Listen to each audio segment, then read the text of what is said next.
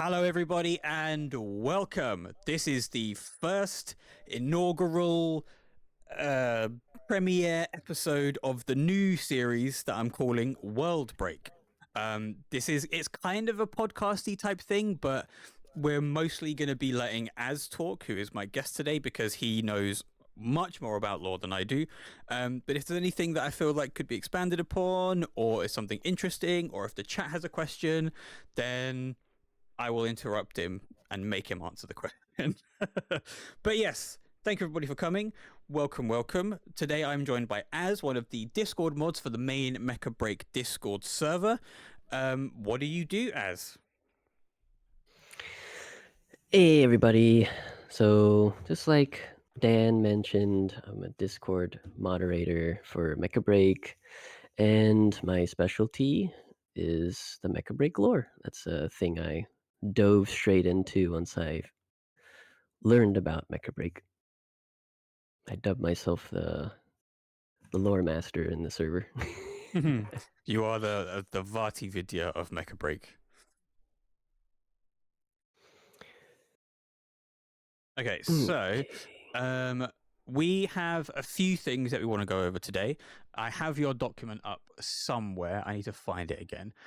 This won't be a very long episode because we're just like laying the foundations, putting the groundwork down to expand upon certain aspects. So, from this episode, if there's anything that anyone finds particularly interesting, then please let us know because obviously we want to talk about things that you are interested in. But if there's no real interest in a particular subject and you just want to hear lore about a character or generally the world or the companies or whoever and whatever, we'll just dive into that stuff. So, as like I said before, I'm going to let you run with it. And then if I feel it appropriate, I will interject. And also, last thing before I shut up and let Az get on with his thing, well, there's two things actually. First thing is if there's any questions in the chat, please put them in. And at a certain point, maybe at the end, if I feel like Az is in a good flow, but if not, and we have a small little break or whatever, I will put those questions to Az so you can get some answers if there are any out there. Final thing is, please make sure to go and follow him on YouTube. He has lore videos and he has gameplay videos from the open beta. So please go and subscribe to him over there. Right, without further ado, take it away, Az.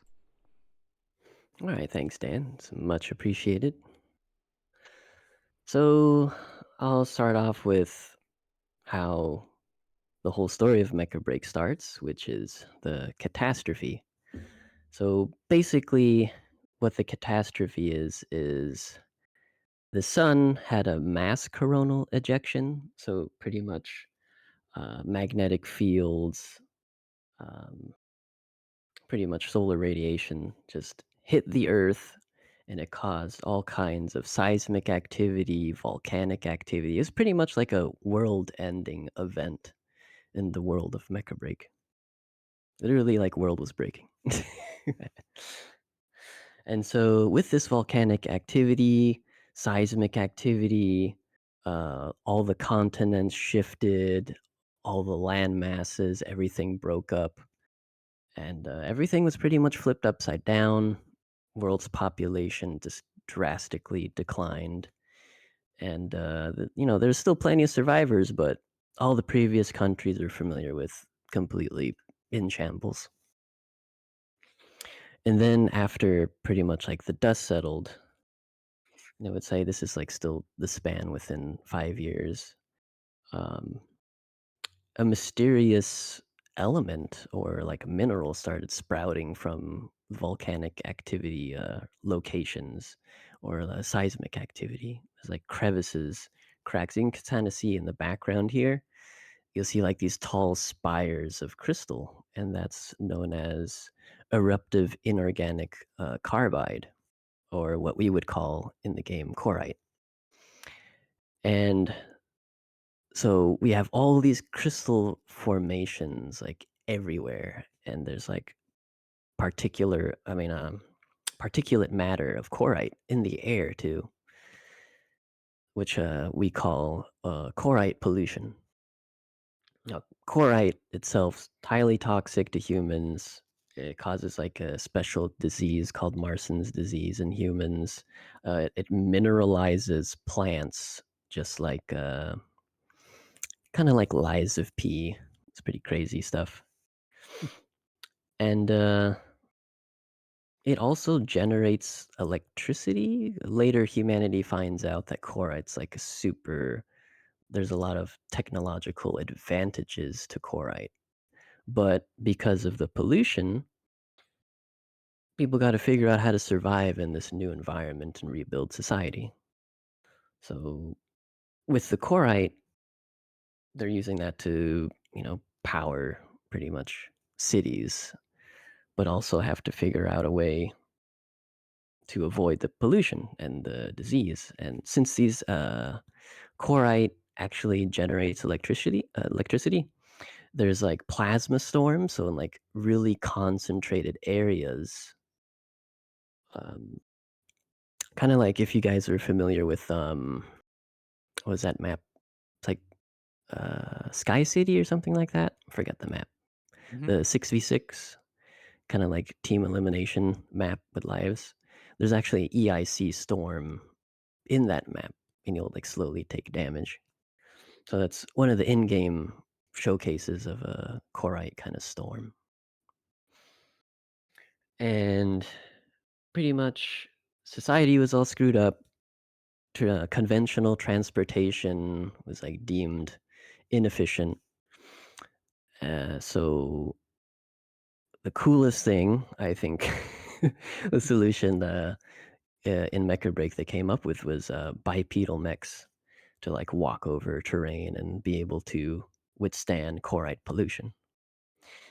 And so those are like the generation one strikers, or at least my theorize. We don't have complete solid proof that that's generation one, but that's pretty much where it first starts as bipedal machines. And then later we added weapons, which I would believe would be considered generation two, but we'll go into that a little bit later. But for those who are curious, the current strikers that we're using, they're called break strikers. So like Falcon, Elysinus, all the current ones we use, they're called break strikers, which I believe are generation three. But we'll go into that in another episode. We got lots and lots to talk about, so don't worry. There will be many episodes. If you're enjoying this so far, there will be loads of more to come, especially after the game releases. Yep. So right now we covered the catastrophe. We just went over Korite. Now we got strikers. So with the addition of strikers, now we got new factions like the Signia Union, which you guys are familiar with. The pilot Falcon. Her name's Matilda Fever. And you got Werner Wolfram, which is the pilot of Panther. He's also from Signia Union. So you got all these new factions popping up because now society is like booming. We're using Korite. Society, the world's kind of coming back together. Uh, so the next thing is now factions are starting to fight over resources, and society is also trying to figure out other ways that we can live with chloride pollution.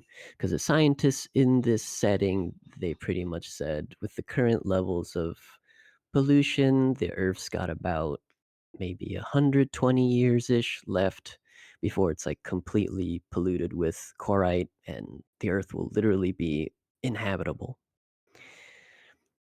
So, one of the solutions, which this is going to tie into the prologue for those of you who played the open beta, is the decision to build an orbital elevator to colonize the moon.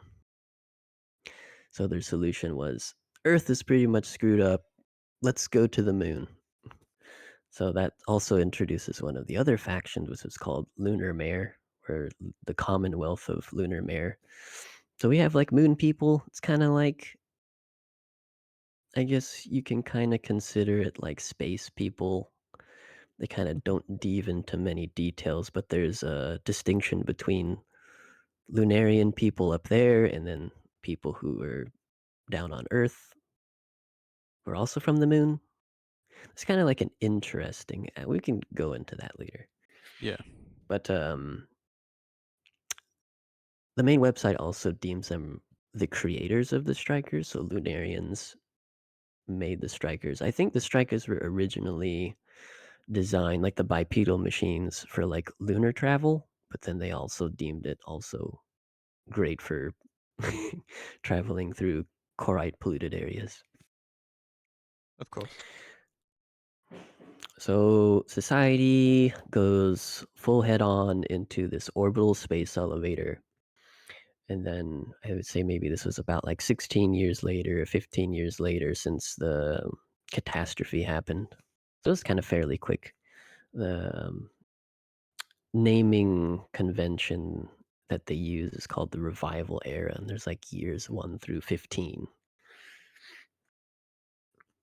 And I pretty much added one more. My theory is 16 was the orbital elevator. It would be like a year after the Mashmak kind of Hmm. introduction.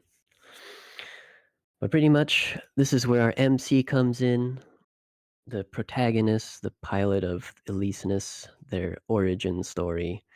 So we're pretty much the commander of this military organization called the Peacekeeping Corp. So we're stationed on the orbital elevator we're like part of this garrison on the elevator. And so right during the grand opening of this elevator, they get attacked by Thea Vanguard, which I would say to sum it up, they're pretty much like a Corite-based terrorist organization, and they destroy uh, parts of the orbital space elevator. Everyone's got to evacuate. The protagonist jumps into the Elysinus, which is one of the most latest break strikers that just got released in that time period. And they notice they're being attacked by like a giant colossal striker, which you guys might know as Makalu. He's the big, huge striker that attacks the orbital elevator. You fight him later. And pretty much to escape, pilot gets on board the Elysinus. They go straight down to make an emergency re-entry back to Earth. And the MC ends up in zone 48, which is like more bases of the surrounding area of the orbital elevator. And it's, still peacekeeper territory. And they're just being devastated. They're getting hammered by like orbital space debris. Thea Vanguard units are on the ground. It's like complete takeover. So we actually, it's kind of fun lore, but the main character, he has like a call sign, which is 98213, which kind of reminds me of Armored Core 6 with Operator 621. Hmm. And so they pretty much said, hey, we need help. Makalu went over there. You should take him out because he's like wiping the floor with us. But on your way to fight a Makalu, you also get interrupted by another striker, which I believe is either the Tigris or Wuren, which is like the prototype or precursor to Welkin, which I believe is probably also mass produced. Welkin's also a mass produced unit at this point. So just very quickly, Um, all of you that like Welkin, you're all basic, is what Az is saying. You're not unique. You're well, playing then a not, mass-produced suits. not necessarily, because like all the strikers we found out later, because like Chris, CEO, Amazing Season, he came out and basically told us like there's originals, like prototypes of all these strikers, but the ones that we're piloting are also mass productions. We're like variants, just like how in Gundam you have different variants of Gundams. Yeah. Yeah, so like we're piloting not necessarily Jobber, but it's like customized version of what already existed as a prototype, which you Yeah, can for sure. argue is possibly upgrade or inferior, but It's neither here or there. Maybe another episode. So, tutorial fight, you learn how to parry, block, stuff like that. But, easily beat them because you're the main character, right? So, you finally reach up to Makalu, and you're met with two other pilots. The other pilot, the Lumine, who aids you in the fight, their name's Lily Hayes, and the other pilot, which is the not Welcome Hurricane, his name is Josh Dunham, and they assist you in the fight. You guys both take out Makalu just barely, but you do the finishing blow. And what I believe is, I mean, it's not necessarily said, but I think it's supposed to show you that Lily and Josh are both members of Moonbow, and this is how the main character gets introduced from being the pilot or commander of the Peacekeeping Corps to the transition to being another member of Moonbow. And for those who aren't familiar with Moonbow, Moonbow's basically, if you're familiar with Gundam 00, they're kind of like celestial beings. They're like police task force for Korite specific terrorist conflicts. They just go around the world and they're like, you're doing something related to Korite, you're fighting over it, maybe you're making extra pollution. Just like was that crab sinkhole when you have to like do the stratum shatters and Korite just goes bursting Yeah. everywhere. Goes mental, yeah. It's like, that's not okay. Yeah, so we're policing that. So we're basically policing Korite conflicts. We're basically 00. We're celestial beings pretty much. So every member is like an elite pilot from different factions. It might be invitation based or something like that. So if you're the best of the best, you probably get to go work for Moonbow. And Moonbow, interesting enough, it's a base, it's a ship name, but it's also owned by a faction called Mizra Matrix. And so, how I figured that out, which later I believe the game goes into that in the prologue, but I figured that out because I went to the practice mode, the training area. And if you spawn the traditional strikers that we play as, they're under a tab called Mizra Matrix. So I was like, oh, that's interesting. Okay. So Yeah. I went through just digging most of the time in the prologue, or not prologue, the beta. I spent a lot of time digging through training mode, trying to find all the bios, details, anything I could find while people are playing the game. Of course, I played the game too, but gotta do digging. Gotta get the lore, which is Always need the also lore. constantly changing. It's a little frustrating. Yeah, it's interesting, so in the first open beta, or official open beta, I guess, you get assisted in the prologue with Lumine and Hurricane. But the first, I guess, non-NDA beta, Yeah. or yeah, the first beta, you actually weren't assisted by anyone. So it was just Aleseness one-on-one, which I thought was more badass, but the inclusion of the two Moonbow members makes more sense than us just randomly joining an organization. That adds more to the story, but I thought it was way cooler because in the MC's story, he has like a legend of being called or nickname the Phoenix. So there's either an actual event, which I thought was the prologue of 1v1ing Makalu and surviving the orbital space elevator crash, to be his origin story of being known as the Phoenix, but I think it's just more of a joke with, hey, he's Aleseness, he keeps coming back to life because he rearmors. But maybe not, it could be here or there. There could be more details hidden that I don't know about. That pretty much sums up the main character. Does anyone got any questions? I mean, I have a few of them. I mean, Oh, so go ahead. basic kind of where did you find a lot of this information? So we know that there's under the combat info tab the world settings on the Mecha Break website, Hmm. which gives you like a couple of lines of introduction to each of the major parties. But where else did you find some of this stuff that other people will be able to find themselves? Or if it's not available at the moment because we don't have a beta to play, then where could they go on your channel to find it? So we have my channel, my YouTube channel. I made a Mecha Break lore video, and basically all this information that I gathered are all publicly available. It's a lot from Twitter posts from the official Mecha Break Twitter account, which they regularly post little tidbits of Mecha Break. Mm-hmm. That was also available, or I guess posted in the game news server. I mean, a channel in our Mecha Break Discord. And yeah, other source was the official website. I just dug in through there, and also when I played the prologue, I just wrote down a ton of notes.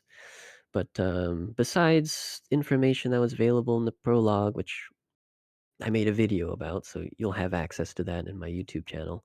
It was just mainly their Mecha Break Twitter and just digging around in the website, digging around in the weapon descriptions, pilot descriptions, mecha descriptions, their little video of like the world map and their timeline. I had to break that down. Yeah, it's interesting. The Twitter, they have a lot of fancy posts. There's also some we can dive in later, but there's kind of like a religious kind of like Okay. undertones with certain factions. And also they're always mentioning that Korite is like, is it just a natural occurring event, or is this a more sinister kind of thing? Which I find that kind of odd. Okay. Is so Core is it essentially similar to Coral from Armored Core 6 as an energy source type of thing? Yeah, pretty much. Okay. It's basically like typical sci-fi new element. It's OP, but it's also dangerous. But we're gonna use it in everything, which is maybe not so smart. Yeah, definitely.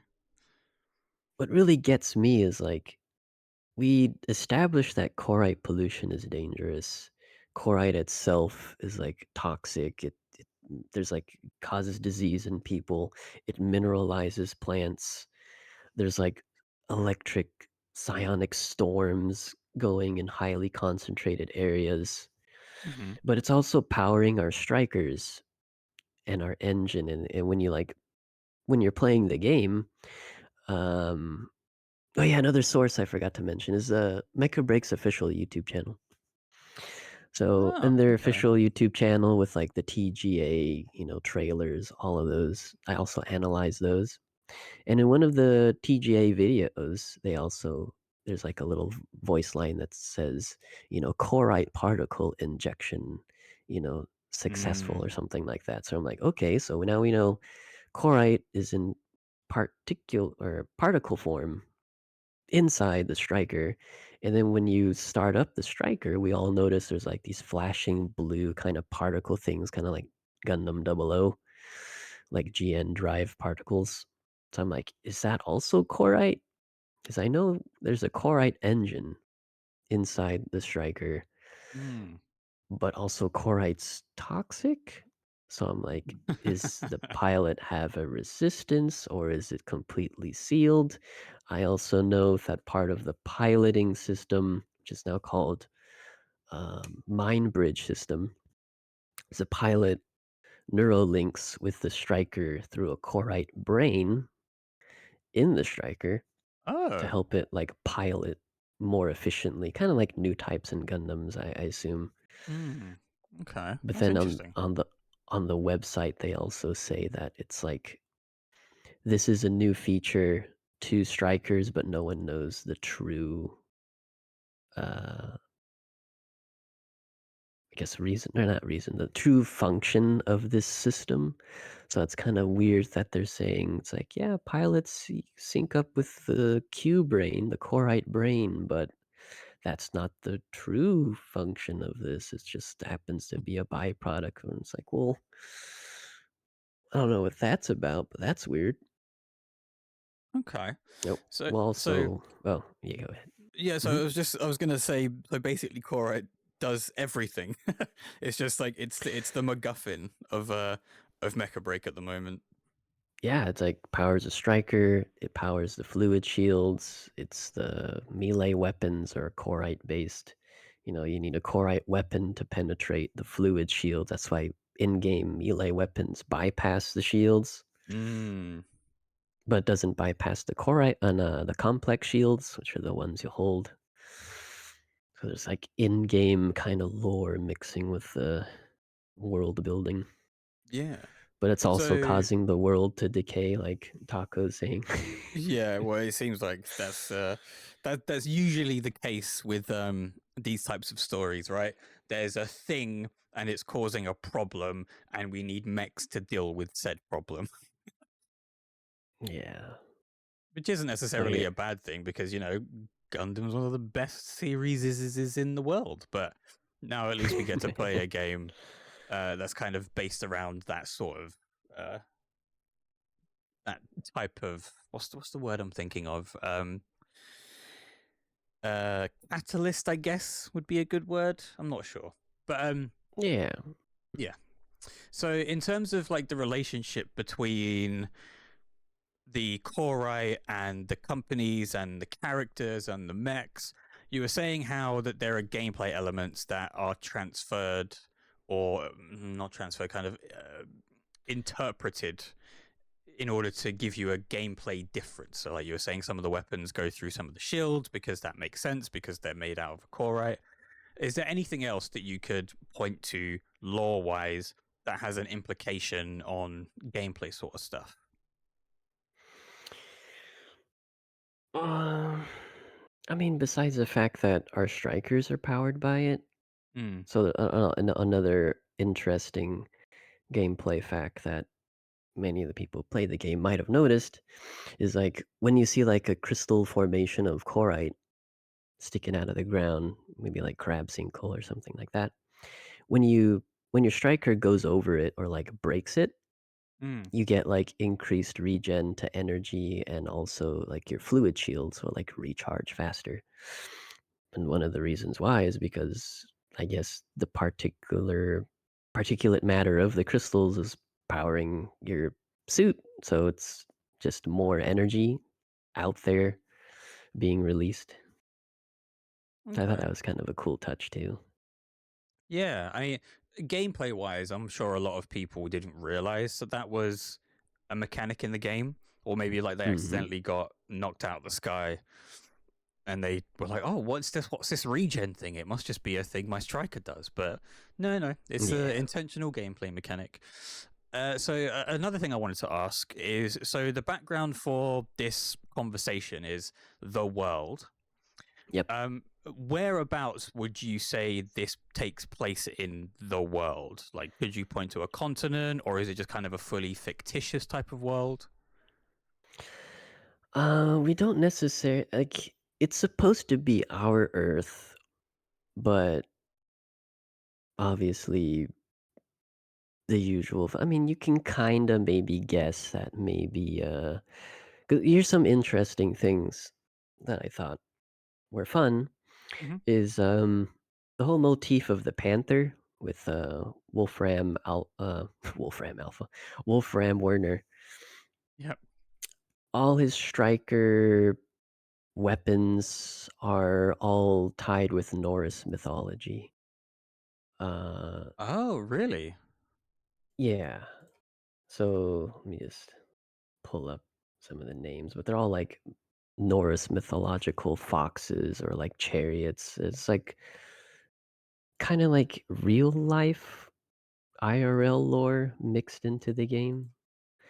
So it Wow, kind of I didn't makes me even lead to realize. believe it's still in game. Okay, so So it's like like let me pull it it's up. an interpretation of the Earth that we live on right now, just but it's kind of a parallel. So yeah, like Taka saying, unrecognizable, but potentially even just this is your Earth that you know, but names have changed because this is so far in the future, and because the world is decaying, there are rock formations that may not have been there before. XYZ, devastation from striker battles across the world as well. Yeah, and it's fun because like for example, like the Panther's weapon, the lance, it's called I mean, I'm probably gonna butcher the pronunciation, but it's called like Alsvid, and that's like in Norse mythology. There's like two horses that are like pulling the sun across the sky, and that's like how they explain the day night transitions. So Oh, that's there's like awesome. heavy Norse mythology when it comes to Panther's name. And then another interesting thing is like Falcon. Um, Falcon's flight system is called like Valraven or something like that, or Valraven. And that's like a Danish mythology about like some mythical crow that's like some knight, or I guess it's a crow that turns into a knight or something like that. And it's like a really Oh, interesting kind of real life lore mixing in there. yeah. I just googled. It's a supernatural raven. Wow. Okay. I mean, this Yeah, is so those it's are kind kind of of very fun things. fitting. Yeah. Well, I'm just it's very fitting just because I'm rewatching Vikings at the moment. So, and then that got me interested in playing Assassin's Creed Valhalla for the first time, and now we're talking about how we have Mm, Norse mythology in our mecha game. It's great. I love it. yeah, and like Tricera, for example, Tricera, Triceratops. Mm-hmm. Tricera is part of the Dino series. Stego is also part of the Dino Stegosaurus. series. So we Yeah. got a dinosaur motif. So obviously, this Earth has dinosaurs, North mythology, Danish mythology. So it's got to be planted in real world, but it might be slightly different. But in this case, their Earth is called Earth, just like ours. They're just unlucky because the sun kind of like farted on them and a lot of Yeah. terrible I mean, they got mechs though, so that's cool. Exactly. The Everything's worth it if you strikers. eventually get mechs.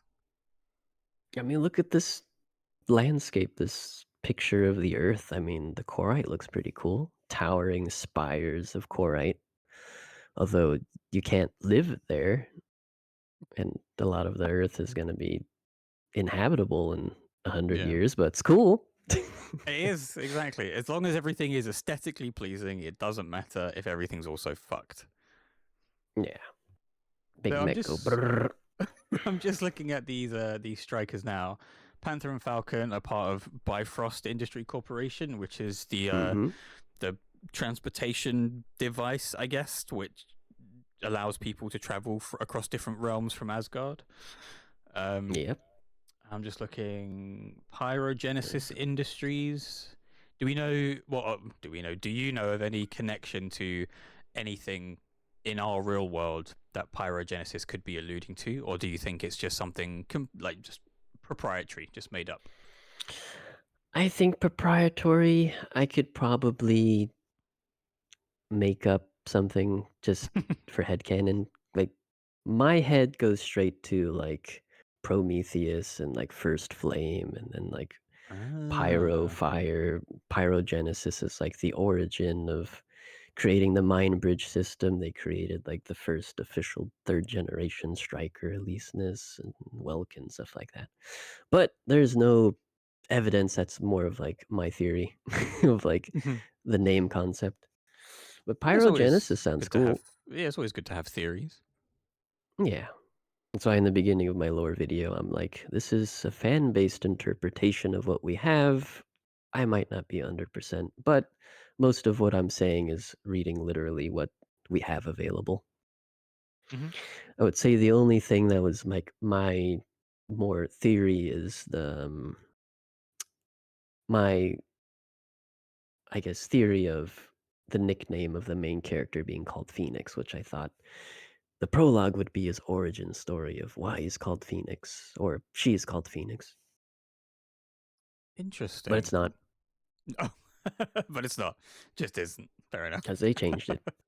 I mean, it's epic if it's like Aleseness defeating Makalu one on one by himself, survived the orbital space elevator crash, survived fighting the giant, colossal striker. But no, Yeah, this time he had help. So I'm like, oh well, that changes my that's a theory. shame. Yeah. Yeah. So we've also got, what was it, Kamiya Heavy Industries, and the first thing that my head goes to is Hideki Kamiya, the game developer. But I don't know if you had any Yeah. more intelligent thoughts about that name of that company or not. No, it may just very well be that. I think what's really interesting, so you're talking about the industry that does Narukami, right? Yes.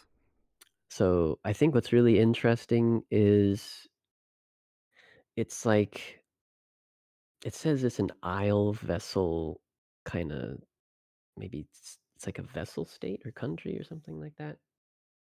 Oh, They don't okay. tie Narukami to a specific faction per se, because it just gives us a location, which is mm, Kamizawa Ushu. Right. Yes. But it doesn't like there's no designated Ushu faction, just like how there's Signia Union, there's like the Thoracic Federation, there's Strategic Alliance, and it's like, yeah, is their country? If you read the striker The description, first line they is pretty insane. much, Yeah, during the catastrophe, Ushi survived the sinking of land and chloride disasters with the help of the Isle vessel Kamizawa. That sounds insane. I love it. yeah. So it's like, is that pretty much they just survived on a boat? It's their country Mm. literally like those animes where the whole city is like on a boat or country. What's that? Was it Outer Haven from Metal Gear? Kind of reminds me of that as well. Heaven or Haven? I can't remember which one it is. But yeah, it very much reminds me of that. It's just this massive, absolutely humongous ship. Just houses human beings as opposed to an actual piece of land, which is it's a really cool kind of sci-fi trope. So I hope stuff like this they dive a bit more into once they release the game. Maybe they'll do Yeah. shorts and stuff or put stuff on YouTube. That would be really Oh, cool that would too. be amazing. Yeah. Just like Blizzard levels of shorts like Overwatch or something. Oh my god. Okay, That'd be this is a amazing. PSA to all Mecha Break players. Buy everything from the stores so we can fund these CG shorts just like Overwatch does so we can get all the lore for all these characters. Oh yeah, I mean if you were in the Mecha Break Discord, they already announced they're working with a toy line. We're gonna get figures, Oh yeah. you name it. They announced, what was it, Panther and was it Elisnis? I can't remember. But they announced Yeah, I two of them. Panther believe was one of them. so. Yeah. Yeah. And then also in some I forget which event, but one of the in-person events Amazing Season did was they had like also striker girls as also a figure line, which I thought kind of cool, but curious if there'll actually be skins of that in game, but probably not. Maybe your art Yeah. pilot might have a skin or something. I have my fingers crossed for sure. So kind of moving slightly off track a bit, but could be somewhat related. Um, what would your kind of dream collaboration be with Mecha Break? Like, it could be any other piece of media, and I know this is putting you on the spot. How would you conceivably make that link between this crossover? So, just for an example, in Soul Calibur 6, you have Geralt who somehow creates a portal to the world of Soul Calibur, and that's how he ends up there. And there's also a bit more lore regarding the surrounding kind of energy stuff. But yeah, I know. Like I said, I know I'm putting you on the spot, but I just this an interesting question to me. What would your dream collab be, and how would you see that working in terms of making it make sense lore wise? That's a tricky one. Also, same time, same topic. Do we know how Link joined the Soul Calibur crossover? Like, what's the it, lore explanation of in Link? terms of Link and Spawn, I actually don't know. I'm sure there is lore. I only know the business side of that stuff because I'm a Soul Calibur player. It was basically that McFarlane got approached by Project Soul of Bandai Namco and were just like, make a character for us, please. And then it was like, cool, if I make this character for you, you also have to put Spawn in there. Like, yeah, absolutely. That's basically what happened. Apparently, I there have isn't any law. Yeah, okay, fair enough. I got a funny idea where it's like maybe Link, as an adventurer, kept going. Maybe he was looking for the Master Sword, and he's like, "Wait a minute, this isn't the Master Sword. This is Soul Edge." I mean, that I Yep. wouldn't put it When past anybody from a fighting game developer viewpoint because we had characters like Geese and Akuma in Tekken, and I don't think they ever got explained. yeah. Um, Geralt in Soul Calibur 6, we had Star Wars characters in Soul Calibur 4. I mean, fighting games don't need an explanation. If you just say they got here somehow, deal with it, people will accept it. It doesn't really matter. So, So I guess my only issue or concern would be like, say I picked Gundam, right? Maybe like an obvious answer. mhm. How would we one also, lore explanation, but how would the kit work? And how would the availability of that character remain? Like, if the collab's over, are the people who, like, let's say it's like Gundam 00, like 00 Riser, Mm. would they be the only people who are participated in that event and bought Riser, and people after that event can't have it? And if it becomes like a meta unit, then it's like, well, you should have played, last month. Mm. Because like 00 Riser is the meta. But I think 00 Riser, any 00 unit would be fun, because just going off of I guess there's, like, Minovsky particles, right? But Gundam 00, their whole GN drive makes particles. I'm like, "Yeah, that'd be fun with Corite particles too." Yeah, I It's, mean the like, particle Corite stuff powered. just exactly it just mixes so well with anything else. I think in terms of crossovers of that nature, if you just ported a character from an existing franchise into yours, it's more just about paying a license fee. So like Smash Yeah. Brothers, for example, has so many characters from completely different franchises like Street Fighter, Tekken, Final Fantasy. It's just about having that partnership with other companies and being like, will could you license this character to us? And for every piece of DLC we sell, you get 30%, 40%, or we'll pay you however much it costs to license, and then once that cost is covered, we keep the rest of the money. I'm sure these deals go on all the time. I've got Clive in Tekken 8 now. I think it's relatively easy to do that, but which franchise would be incredibly challenging to pick a singular one or even just a couple because there's so many good ones out there. Yeah, and at least, like, for Clive, we had Noctis, and then, like, power level wise, they can kinda match up with, like, Jin and Kazuya, so it's, like, kinda makes sense-ish, or at least open the door Hmm. for that to make sense, at least in my opinion. Yeah, I think it's important that you keep competitive integrity even if you have crossovers. Like Noctis Yeah. wasn't the best character in the game, but he was still very good. Clive isn't the best character in the game, but he's still very good. Yoda was pretty much, depending on who you asked, either top tier or bottom tier because one, he couldn't be hit by highs because he was literally tiny. Yeah. And then two, his moveset wasn't all that great compared to a character like Darth Vader or Starkiller. So, um, but you would hope that when these companies make these agreements that that they do keep competitive integrity when they make these characters because you're just going to turn your game into a pay to win game if the character that you buy or earn through a paid battle pass or whatever is the best character in the game. And I think that's a way to make your game die very quickly. Yeah, and the next thing would be skins, like what, Taco mentioned in the chat. Hmm. Skins would definitely be a fun option just to have to cosmetically look different, just like how Call of Duty, you got Aerial Gundam running around and Nicki Minaj and 40K It just is running around.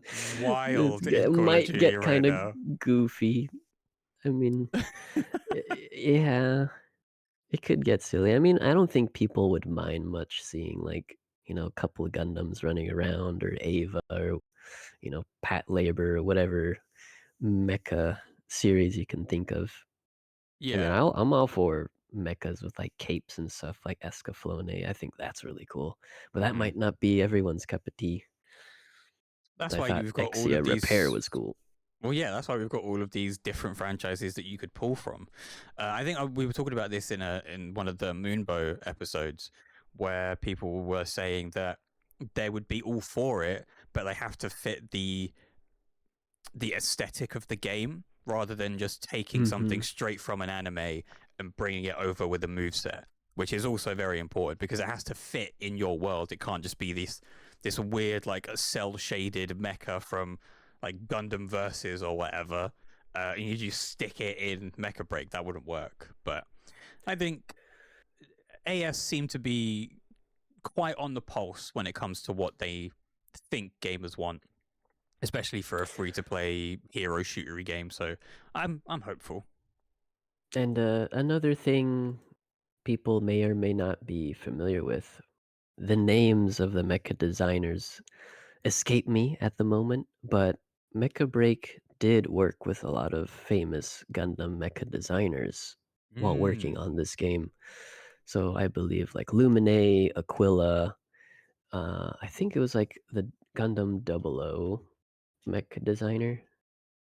It's on their official YouTube channel.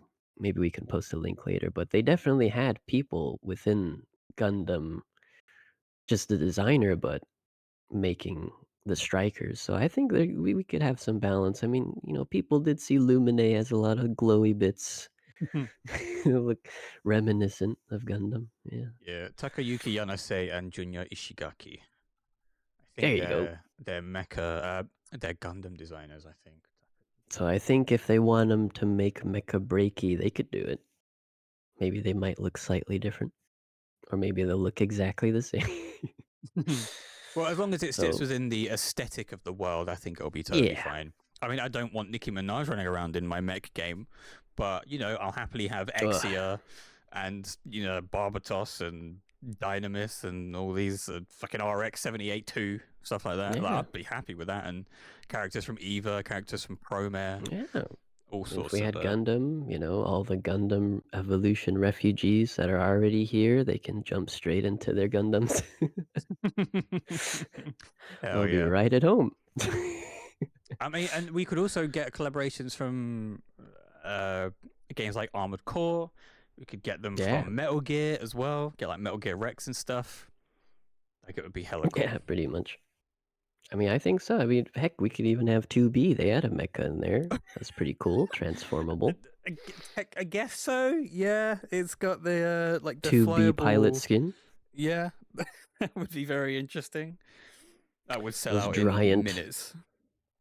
giant construction mech that you fight in the prologue Mm. for Near Automata already is similar to Makalu size, I think.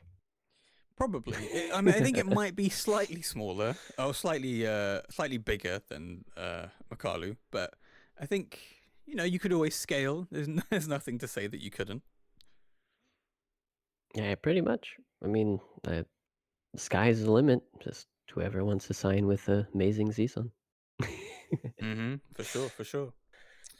Right, we're coming up on around an hour. I did say that I didn't want to make these lore versions of the podcast too long because we could talk about so much of the lore forever, but I want to make sure that when people are watching this live or when they go and listen to it on YouTube or wherever else I put it up, um, there's enough information within these videos that they're digestible, but they don't feel like they've been pumped out too quickly to just overload somebody with too much information. And that would be the same with having too long of a video where there's so much information that you just kind of trail off over like the hour mark. So when we next come to do this, I don't know when it's going to be. Me and Az are going to have a chat off stream and figure out a kind of episodic plan where we can dive into a specific character or company or aspect of the world and lore, and then we'll organize another one of these.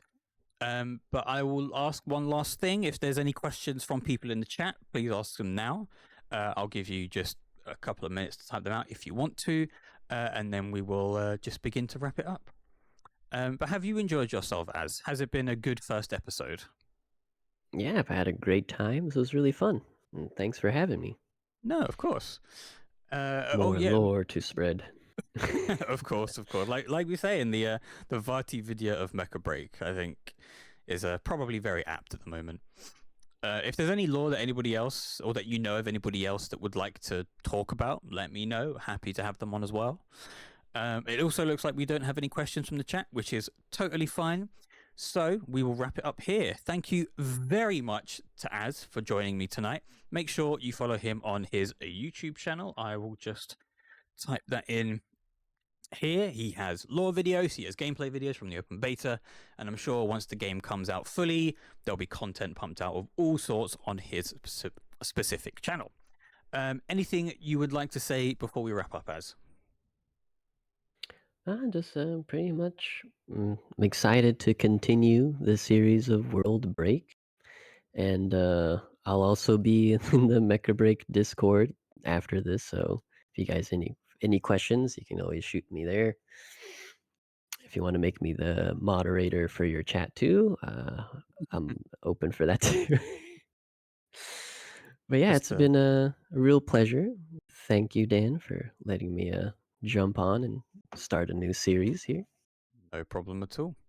So yeah, just housekeeping stuff. If you like what you've seen on this channel, make sure you follow it, because we also do the Moonbow Network podcast, which is legitimately more of a podcasty type stuff, type content, because we have a good back and forth with the guest or guests, depending on how many people we have on at the time. But I really want World Break to be more about facilitating people that know a lot about the lore and want to talk about it, because a game like Mecha Break already having a fair bit to dive into, talk about, and speculate about is really, really fun. So, like I say, I just hope it gets expanded on before the game comes out and after. But yes, final say. Thank you, everybody, for coming. Thank you to Az for joining me. I will see you next Sunday for another Moonbow Network. I'm not sure who it's going to be, but I'll make sure I confirm it, because it might be somebody from the open beta tournament who will share some of their thoughts with us. But thank you so much for watching. Take care, stay safe, and I will see you tomorrow for some more Dynasty Warriors Origins. Bye-bye. Peace.